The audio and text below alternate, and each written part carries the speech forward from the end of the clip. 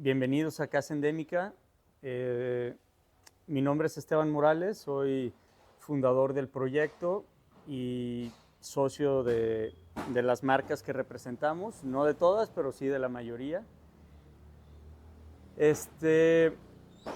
Vamos a dar hoy un viaje a través de la historia de los mezcales, tequilas, raicillas, bacanoras, hablar un poco de su diferencia, de qué los ha hecho especiales en el mercado, por qué hoy la gente pregunta tanto y está interesada en beberlos. Y aquí atrás de mí pueden ver una barra llena de destilados, que yo la presento como mi caja de herramientas, que me sirve para poderles enseñar y dar a degustar y generar referencias. Tomando la parte inicial de esta plática es la historia del mezcal. Entonces, para mí es bien importante empezar con dos columnas para explicar mezcal.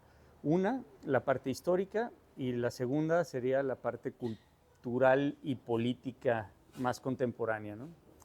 La parte histórica, mezcal quiere decir agave cocido en náhuatl. Náhuatl era la lengua principal en México antes de la colonia, antes de los españoles.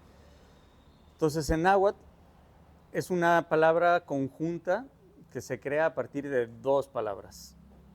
Metl, que sería agave, y xcali, que sería cocer o cocción. Entonces, mezcal quiere decir agave cocido, mezcali. ¿Vale? Entonces, ¿qué quiere decir esto? Que mezcal es una descripción.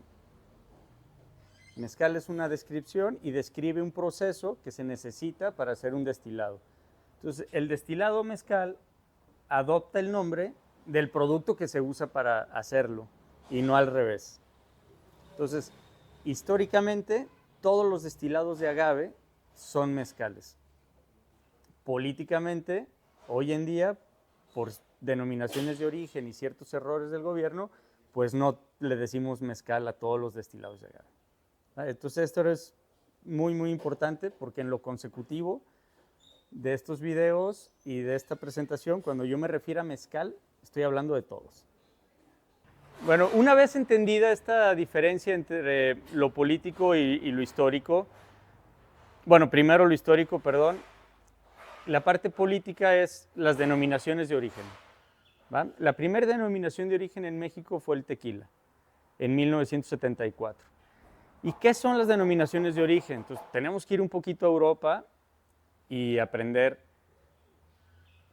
por qué se hicieron, ¿no?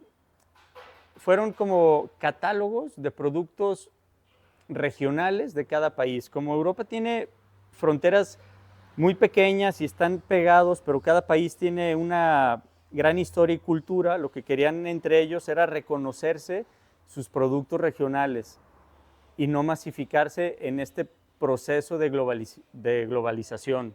Entonces, antes de abrir sus fronteras y de generar una comunidad europea, dijeron, bueno, primero vamos a cuidar qué somos y qué tenemos, para luego abrir fronteras, pero mantener nuestra cultura, nuestra historia y nuestra identidad y los procesos y los productos artesanales. Entonces, cada una de las denominaciones de origen de Europa hablan de una región dentro del país. ¿Va? Entonces, tequila se sabía, y era de antemano muy sabido, que es un mezcal del pueblo de Tequila. No había necesidad después de decir mezcal de tequila, se le empezó a decir solo tequila. Es como hoy, si vas a un restaurante y pides un vino de Rioja, muchas veces solo pides un Rioja. No hay necesidad de decir vino de Rioja porque se sobreentiende que es un vino. Lo mismo pasó con mezcal y tequila. Se hizo la denominación de origen tequila, que era un mezcal específico de la región del pueblo de Tequila. Pero todos sabíamos que era mezcal. 20 años después se hace la denominación de origen mezcal. ¿Pero por qué? ¿Cómo? Si ya platicamos que mezcal es un descriptivo, es una definición, ¿cómo haces una denominación a partir de una descripción y no de una región? Y ahí empieza el error. Entonces, ¿cuál es la diferencia entre mezcal y tequila?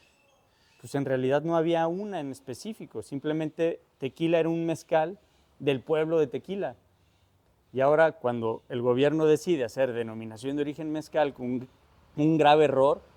Es como si Francia hubiera hecho la denominación de origen vino, que vino es el descriptivo, en vez de todas las pequeñas formas de hacer mezcal podrían ser su propia denominación en México.